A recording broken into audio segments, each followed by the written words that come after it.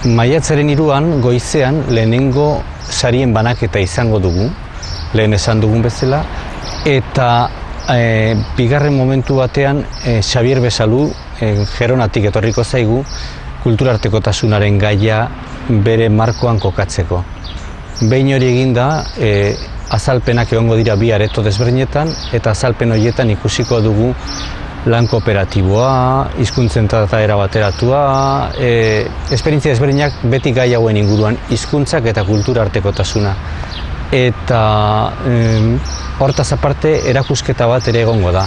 Nun jendeak ikusi ahal izango duen ikastetxeetako esperientziak, sortutako materialak, erabilitako tresnak.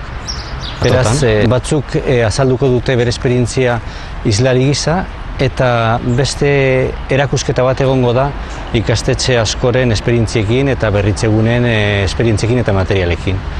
Orduan, aurkezleek aurkeztuko dituzten gauzen artean badaude berritzegunetako mintegien esperientziak, baina baita eskoletako esperientziak, lan kooperatiboaren inguruan, edo eta kurrikulum diversifikazioaren inguruan, edo, pixka bat programan ikus daitezke.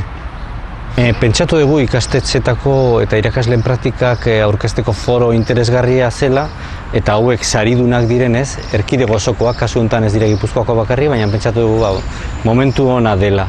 Horregatik ere, iazko eta urtengo sariak emanda daude, baina hemen egingo da ofizialki banaketa.